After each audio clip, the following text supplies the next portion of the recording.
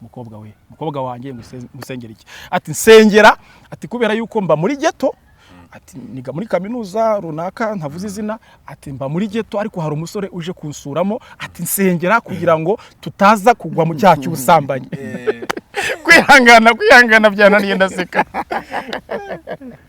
urumva Imana impamagara impa itorero impa ministry yo kugira ngo nzashumbe yamaye na kondisiyo Imana iguhamagaye iguhereza na kondisiyo ikubwira ibintu bikomeye cyane ariko ikanaguhereza ngo nunyubaha nzakugeza kure nunyubaha nzagusumbisha amahanga nunyubaha mbese Imana ikubwira ibintu bikomeye ariko ese iyi Imana igiye gusoza isezerano birashoboka ko Satani yazana pirate ijya gusa nka rya rindi Imana yavuganye nawe ku buryo ushobora kurihugiraho ukasanga utwaye kitari cyawe. Urakoze cyane. Hari ikintu warumbajije urambaza ngo iyo yishingiye umuntu yishingiye nyuma akazakora araririmba ngo amasezerano Imana yavuze yayasohoye.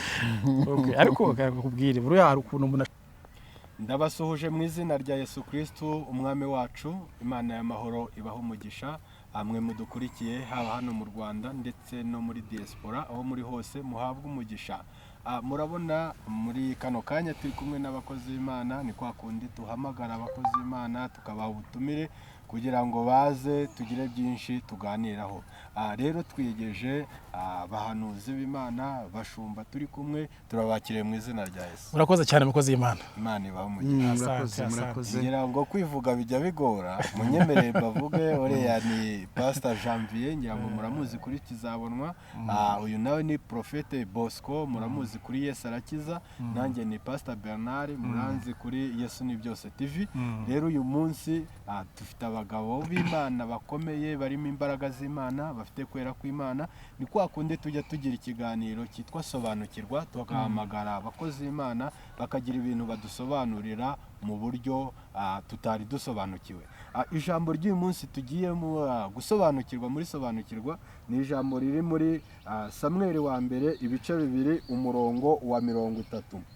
Haravuga ngo nicyo gitumye Uwiteka Imana ya Isiraheli ivuga iti nukuri nari navuze yuko ab'inzu yawe n'ab'inzu ya so bazajya bagendera imbere yanjye iteka ryose, ariko none Uwiteka aravuga ngo ntibikabeho kuko abanyubaha ari bo nzubaha ariko abansuzugura bazasuzugurwa.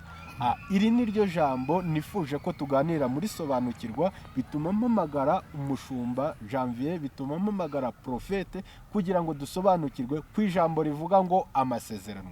Mbese bakozi b'Imana, amasezerano Imana itanga ajya asubikwa cyangwa Imana itanga amasezerano mu buhe buryo? Iguha amasezerano gute? Asohora gute? Ese amasezerano y'Imana ashobora gusubikwa? Muri Sobanukirwa tugiye kumenya niba Imana ivuga ijambo igasubika isezerano yasezeranyije, nk'uko ijambo ry'Imana rivuze ngo nari naravuganye namwe ko nzagendera mu nzira zanyu muzagendera mu zanjye noneho ntibikabe. Ese Imana isubika amasezerano Pastor Janvier?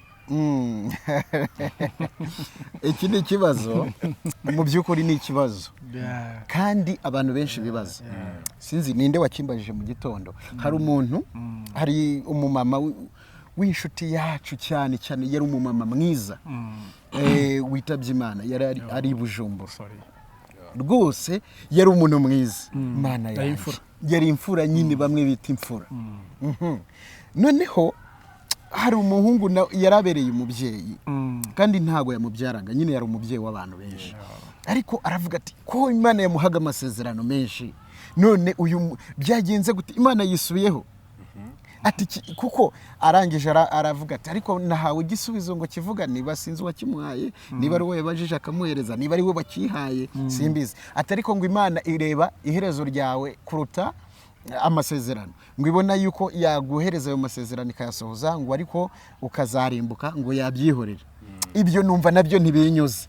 Imana yaguha amasezerano gute izi yuko yakugusha? Imana urabona ari injiji se? Imana irareba ibintu, Imana ivuga ibyo izubahiriza, ivuga ibyo ishoboye kubahiriza, kandi ni ukuvuga ngo aho ngaho rero ngicyo namushubije ari nacyo ubwo ndi buze gusubirizaho. Umwanzi yaje kwiba, kwica no kurimbura, ariko Kristo yaje isanye ubugingo ngo yazanye ubugingo ndetse bwinshi, sicyo? Niko Yesu we yaje kugira ngo avuguruze imigambi y'umwanzi. Muri Yohana 1:3 ho haravuga ngo iki nicyo cyatumye umwana w'Imana yerekanwa, ni ukumaraho imirimo ya Satani. Noneho rero mbona yuko Imana itivuguruza ku ijambo ryayo. Imana ivuganye nawe iguhereza na kondisiyo. Imana impamagara, impa itorero, impa ministry yo kugira ngo nzashumbe, yamaye na kondisiyo. Imana iguhamagaye iguhereza na kondisiyo, ikubwira ibintu bikomeye cyane, ariko ikanaguhereza ngo nunyubaha, nunyubaha nzakugeza kure, nunyubaha nzagusumbisha amahanga, nunyubaha. Mbese Imana ikubwira ibintu bikomeye, ariko yabwiye Yosuwa mu gice cya mbere, iramubwira ngo Yosuwa, ibiri muri iki gitabo bisome ngo ntukebakebe, ngo kugira ngo ubishobozwe. Nkuvuga ngo ikidushoboza kugira mu masezerano ni iki? Ni ijambo ry'Imana, ni ukubaha Imana, ni ukugendera kuri kondisiyo z'ijambo ry'Imana, ku mahame y'Imana, ukubaha Imana, ibyo yavuze no kubikora izabikora, koko si umuntu. Iyo nubwo waba utabona inzira, izishakira inzira.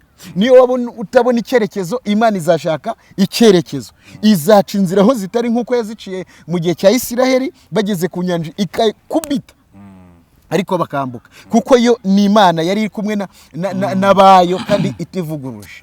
Noneho rero niba ikubwiye ngo tugendane, ariko ukigendana, cyangwa ugatangira kugendana n'ibindi, ugatangira guca mu nzira zitagenewe abana b'Imana n'abagendana n'Imana n'abavuganye n'Imana. Kuko niba wavuganye n'Imana, ugomba kumenya ko utavuganye n'umuntu, wavuganye n'Imana.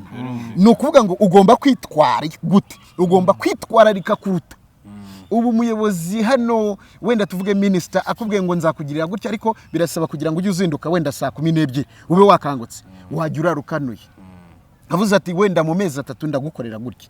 None si Imana nibivuze ngo nzakugirira gutya bizagenda gutya, wumva ko utagomba kwitwararika. Ugomba kwitwararika ku ijambo ryayo, ukaryubaha. Kuko ubundi kubaha Imana niwe bigirira umumaro, ntabwo ari yo bigirira umumaro.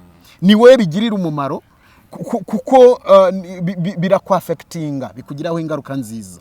So rero uyu Eri, iri jambo narisomye, kandi ndisomye ntabwo hashize imyaka 3. Ibwo narisomye nkaryumva neza, nkaritekerezaho. Eri Imana rero iramubwiye ngo uzambera umutambyi n'abawe bose n'ibihe byose, uzajya ugendera mu nzira zanjye. Noneho kubera amasezerano yari afite, ivyana bye bikajya bifata abagore bikabarongorera, bikabasambanyiriza ku ruhimbi, mwihema neza. Can you imagine? Uzi yuko mwihema abatambyi bapfiragayo, urabizi ko bagwagayo iyo bagendaga batejejwe, ariko uyu ibyana by'ibihungu bye biri gukora ibyangwa n'amaso y'Uwiteka. Imana bituma isubika, bana bafataga no ku ngufu. Urumva ni ibintu bibi cyane. Noneho Eri akituramira. Eri yagombaga gukora ikintu kidasanzwe, akabirukana kabaca. Kuko iyo wari umutambyi n'abana bawe babaga bafite access ku nzu y'Imana, bakaba barya kubya muri iziti byatambe Uwiteka n'ibiki byose. Noneho rero yagombaga kubaca, akavuga ati no, niba mwanze kumva, yagombaga kubashyiriraho kondisiyo. Iyo umuntu akunaniye, umwana yananiranye, umuryango uraterana, kavuga ngo batuyusakira uwacu, ariko ibyo byose boya abembereza. So bityo rero Imana iravuga iti unyubashe nanjye nzamwubaha, ariko usuzuguye nanjye nzamusuzugura. Yenda tukiraho nakwibaza, ntago ari Imana yivuguruje, ariko turacyakomeza. Nakwibaza prophet, iyo Imana iguhaye isezerano, ni ikiguzi, ni ideni bigushyizemo kugira ngo ugire ibyo ukora isohoze rya sezerano? Urakoze cyane Pastor Bernard, ndagira ngo sobanure kuri ikintu nihuse cyane, bitewe n'umwana dufite, ntago ari munini cyane, ariko abantu banze bumve neza ngo iyo tuvuze ijambo amasezerano tugomba kongeraho y'Imana, kuko burya nawe ushobora kunsezeranya mbere, sibyo? Ufite abantu bagusezeranyije barangije ntibasohoza ibyo mwumvikanye, abo ni abantu. None tuvuge amasezerano y'Imana. y'Imana eske niho hantu tumwe dutinda cyane aya masezerano y'Imana iby'Imana ivuze ni ngombwa ko bisohora cyangwa se ntibisohora noneho nzi kugaruka ku kintu umbajije Imana rero Pastor Bernard wenda ibibazo nk'ibi ngibi tuba twibaza ntabwo ari uko tutabisobanukiye twebwe nuko yadufashe audience idukurikiranye hariyo Imana ntabwo igibeshya umuntu we ashobora kuvuga ejo akivuguruza ariko ntabwo Imana ibeshya ikintu abantu bazi bacyumve n'usoma mu gitabo cyo kubara naho bice nka 23 gutyo mu 19 no bavuga ngo Imana si umwana w'umuntu ngo ibeshye ngo ibyavuye mu kanwa kayo no kubikora izabikora noneho rero ikintu tucyumvikaneho neza hari n'indi jambo rivuga ngo kuko ari nta jambo Imana ivuga ngo riheri nanone kandi ngo hahirwa umuntu wizera yuko ibyo yabwiwe n'umwami Imana bizagira gute bizasohora Imana iyo turebye mu itangiriro mu bice byaho 12 tureba uburyo Imana yasanze Aburahamu iramubwira ngo va kwa sotera ira jambo va ifite uburemere cyane sibyo iramusezeranyije iramubwira ngo va kwa sotera aho ngaho ntabwo Imana iravuga umugisha ariko Imana ibanje kurindira kugira ngo Aburahamu abanza ave hariya kwa sotera wari ufite business y'ibigirwamana ntabwo hari ahantu Imana yahera umugisha Aburahamu hari ahantu Imana ikeneye kuza kuvugira so rero iyi Imana iri idusezeranyije hari na condition ariyo Pastor Janvier uyu mugabo twarakuranye cyane uyu mugabo twarakuranye cyane Imana igiye naduha amasezerano rwose kandi yarashoje si hashoje uribuka turabaririmbyi mu rusengero tutazi ko tuzava ngo bashumba ariko ijambo Imana tuvuzeho yaje kurisohoza uyu munsi turabashumba bayoboye umukumbi so rero hari ikintu turimo dufokasingaho cyane cya condition Imana itanga muri rya sezerano Imana itanze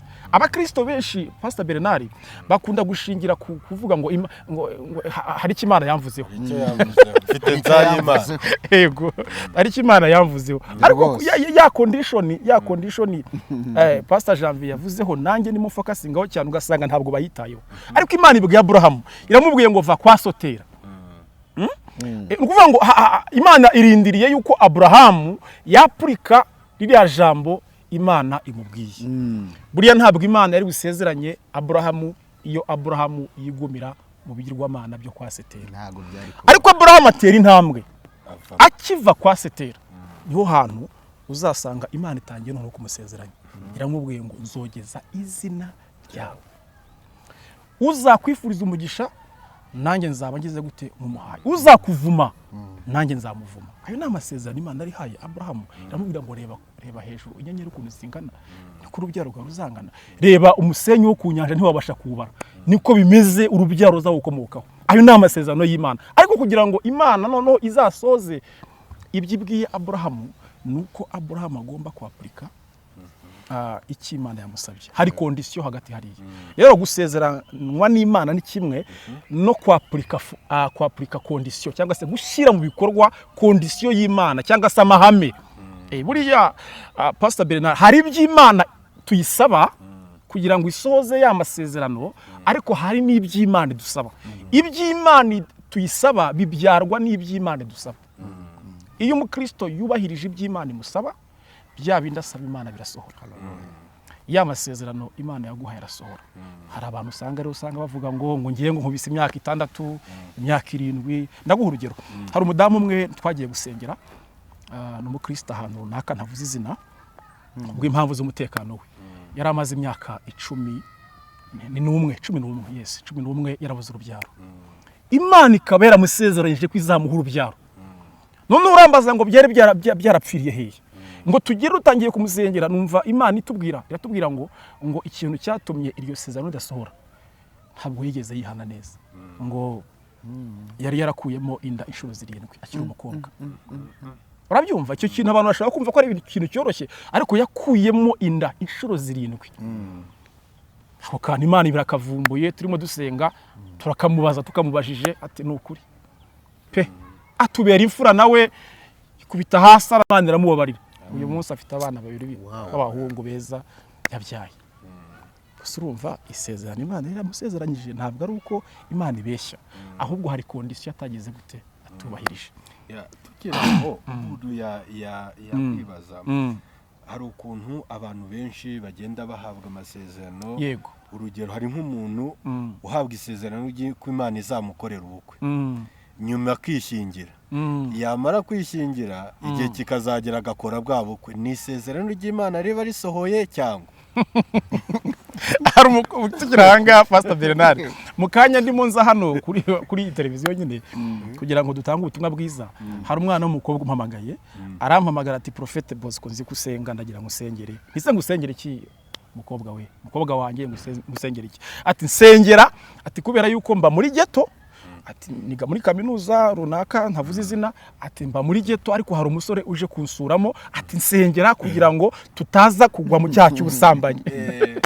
kwihangana byananiye ndaseka.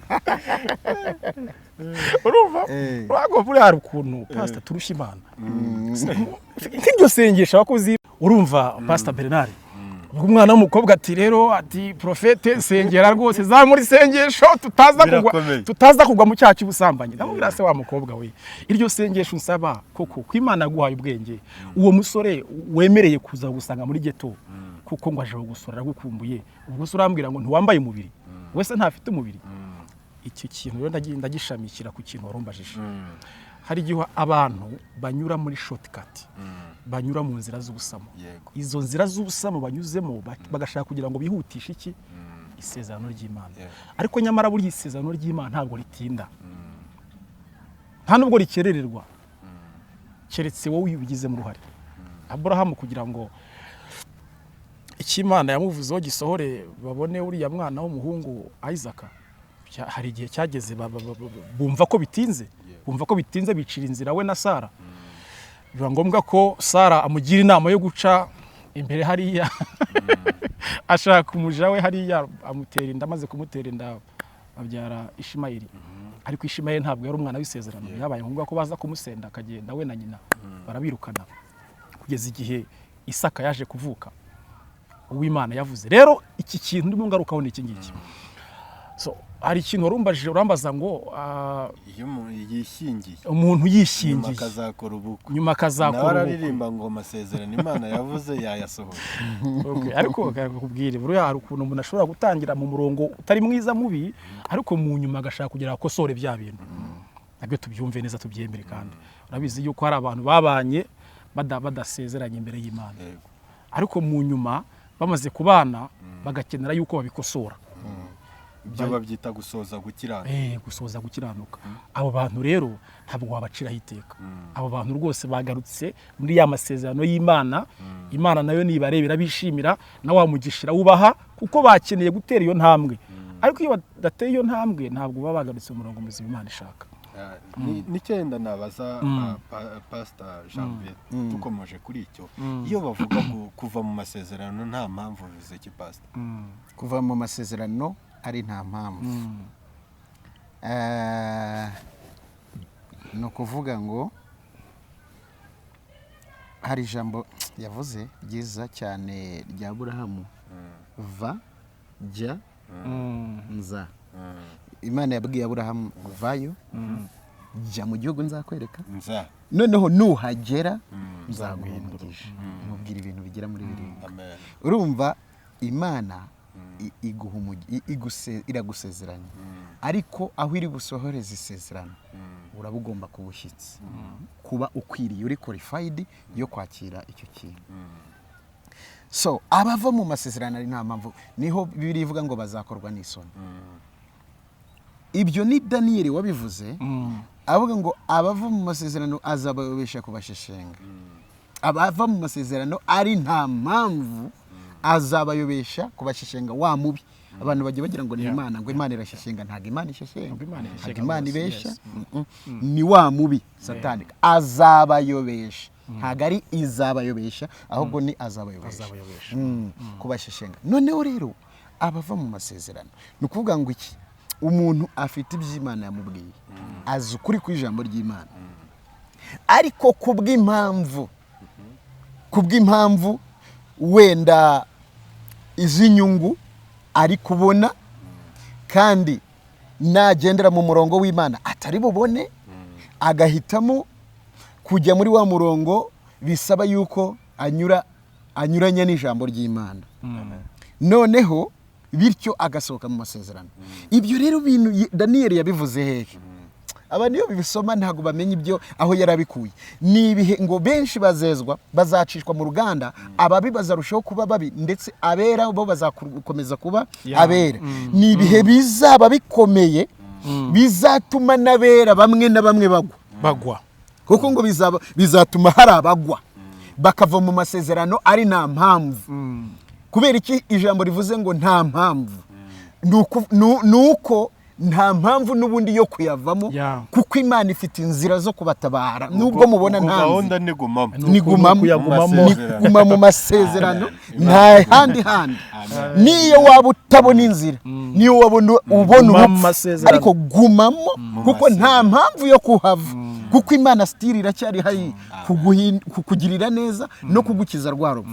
So rero nibwo abantu bazagira gutya bakashaka uburyo baponyoka ngo bave mu isezerano, bagashaka gufata ibya wa mubi akabashuka bakemera. Bene abo rero finally ngo bazakorwa n'isoni. Twibuke ko bari abantu bazaba basenga babanaga n'Imana, ariko bataramenye ukuri. Kuko Bibiliya iravuga ngo nibamenye ukuri kuzaba batura. Bagomba kumenya ukuri kwimbitse kugira ngo batayoba inzira. Urakoze cyane. Turi kugana ku musozo, nabaza Profete hari ikintu yakomojeho cya Aburahamu na Sara, amasezerano babonye ko atinze, bicira inzira, bashaka Hagayi, babyarana n'Ishimayeli. Nkahera ko mbaza ngo ese iyi Imana igiye gusoza isezerano, birashoboka ko Satani yazana pirate ijya gusa nka rya rindi Imana yavuganye nawe, ku buryo ushobora kurihugiraho ukasanga utwaye ikitari cyawe? Urakoze cyane. Buriya rero Pastor Bernard, n'ikintu abantu babanza kumenya, babanza bamenye ngo urugero, hari igihe iyo dusobanura ibintu nk'ibi ngibi dutanga n'ingero zifatika. Iyo uramutse ugiye mu isoko kugura wenda nk'urukweto, hari igihe bashobora kuguha inkweto ya pirate, ariko ntibikuyeho ko original ihari. Yego. cyangwa se n'imyambaro, bakaguha imyambaro ya pirate, ariko hari original. So ukuvuga ngo rero n'isezerano niko rimera. Imana ibyisezeranya biri original, ntabwo biri pirate. Satani yashaka kugira ngo agukure mu isezerano, ikintu akora ni iki? Arakuzanira pirate ijya gusana na cya kindi wasezeranyijwe n'Imana. Takuye mu bantu, wakuye ku Mana. Hariho twabonye rwa rugero rwa Aburahamu hagomba kuboneka Isaka. Ariko Imana ishimwe yuko iyo Isaka hageze, ni ngombwa yuko Ishimayeli agira gute? Akurwaho. Ubu dufite abarokore benshi, abakristo benshi mu buzima bwabo bifitiye Ishimayeli aho gutunga Isaka. Urumva bafite pirate. Uzabo ngabo usanga no mu nzu y'Imana, usanga batera za haleluya z'imirambararo, bashima Imana ngo Mana ndagushimira ko wansezeranyije, Mana afite amasezerano, kandi bifitiye Ishimayeli. Pastor Profete, tukiraho ushobora gushaka Ishimayeli kandi wagashatse Isaka? Cyane rwose, turazifite cyane rwose, izo ngo zirahari. Nayo mpamvu ujya kubona ukabona abantu bamaze amezi 6 babanye ngo divorce, cyangwa nyuma y'umwaka umwe divorce. Biriya bintu byo bishyiraho question mark. Buriya hari abantu bajya mu ngo zitari izabo biturutse mu gufata za Ishimayeli, bahishimira batarigeze basenga ngo basobanuze Imana, bazi Imana neza, bamenye ngo mu by'ukuri iyi ntambwe nteye njya kubaka urugo, kuko mu by'ukuri iri niryo sezerano ryanjye. Yenda tugana ku musozo, abantu twababwira ngo babe maso, bamenye isezerano, hari pirate na original, bamenye kubitandukanya. Yenda twasoza, Pastor Janvier agira icyo avuga, nawe ugira icyo avuga, dusoza iki kiganiro kugira ngo buri wese amenye noneho isezerano ko yakwitwara mu isezerano, nuko isezerano rye ryasohora agafata oji yayo. Imana igumugisha. Buriya rero agafata oji yayo. Buriya rero ubundi abantu bafate oji ahantu hari Ishimayeli, sibyo? Ahantu hari Ishimayeli haba intonganya. Nukuri. Ubundi niba wagiye waruvuze iby'urushako, niba urimo uradiringana n'umuntu ukabona mu bihora mu ntonganya, umenye ngo ni Ishimayeli. Iyo ni shortcut, ni inzira. Isaka ntaza utarasenya. Ni ukuvuga ngo aho ngaho ni inzira ya bugufi umuntu uri kutwumva yahita yumviraho. Ntago mubyumva kimwe, muhora rikwaroze. rero originari irahari kandi originari ntago yicuza. Buriya rero twasoza tubwira abantu kugira ngo buriya iyo ufite ukuri muri wowe ukuri kuragusanga, ukuri kuzagusanga. Hari umugabo wabivuze aravuga ngo wowe uri umuntu uzira umusambanyi uri gusaba undi udasambana, nawe niba uri umusambanyi uzahura ibisa birasabira. Ariko none se wowe niba mu by'ukuri ibisa bigomba kugira gute gusabirana. Yego Imana ireba aho tutari kureba, ntago ireba nonaha, kuko uyu munsi umuntu ashobora kuba ari mubi ejo agahinduka. Ni ubwiru bukomeye bw'Imana, ariko Imana ijya ibikora gutyo. So rero twabwira abantu tukababwira ngo Imana ntibeshya, ntihazagire n'uvuga ngo Imana yivuguruje ku masezerano yajyaga ivugana n'umuntu. Ikintu Imana ivuze iragikurikirana kandi ikagisohoza. Twibuke ko mu masezerano abantu bafite, hari abafite amasezerano y'abantu, hari n'amasezerano y'Imana. Ay'abantu umuntu ashobora kukureba akakwifuriza kuzarama kubera kubonyeho ikintu cyiza, ati Imana iravuze ngo uzarama. Umuntu ashobora kukureba sibyo akakwifuriza akavuga ati nukuri uzakomera, Imana izakugeza kure, gutyo ariko akurebye kubera ko akwikundiye. Noneho rero ukagira ngo bibaye isezerano, ariko Imana n'ijambo yavuze irihagararaho pe mu gihe. Ariko kuko Imana yije gusura umuntu, yije gusohoza ijambo, izagusanga muri rya jambo. Ni yakubwiye ijambo, niza kurisohoza isanga ukiri hehe mu ijambo, mu masezerano yayo. Imana ibaho umugisha cyane. Yes, ni inama turi gutanga nyine dusoza. Reka twifuriza abantu nkuko Pastor Bernard yavuze batunge OG isezerano. Batunge amasezerano ari original. Apana pirate mu by'ukuri. Usanga kenshi abantu badatinda kuri ibi bintu, ariko nyamara ni kuba wafata isezerano ri original. Icyambere mwitoze gukiranukira mu isezerano. Mwitoze gukiranukira mu isezerano. Icya kabiri mwitoze kwihanganira mu isezerano. Icya gatatu mwitoze gusenga utegereje isezerano ko risohora. Ibyo bintu bitatu bizagufasha: gukiranukira mu isezerano, kwihanganira mu isezerano, no gusenga utegereje rya sezerano Imana yagusezeranje ko risohora. Imana reba hereza umugisha. Imana ibaho umugisha. Mwe mwari mudukurikiye muri Sobanukirwa y'uyu munsi, twari turi kuvuga ku masezerano y'Imana. Wumvise uburyo isezerano ry'Imana rikora, uburyo Imana itajya yivuguruza, icyo yavuze no kugikora izagikora. Kandi ajya nkubwire ngo amasezerano ni umutungo wimukanwa. Buriya amasezerano yawe aho ugiye muragendana, niyo mpamvu ugomba gukiranuka, ukagomba gusenga, ugakora ibishimwa n'Uwiteka kugira ngo icyo yavuganye nawe agisoze. Rero Imana ntibeshya kandi amasezerano arasohora, turabagabo kubihamya. Niyo mpamvu twavuze ijambo ry'Imana rivuga ngo hahirwa uwizera ibyo yabwiwe n'Umwami Imana ko bizasohora. Komeza kwizera Imana, uyiringire, uyigirire icyizere. Rero Imana ibaho umugisha, ibisigaye mukomerere mu Mwami no mu mbaraga z'ubushobozi bwe bwinshi. Shalom. Amen.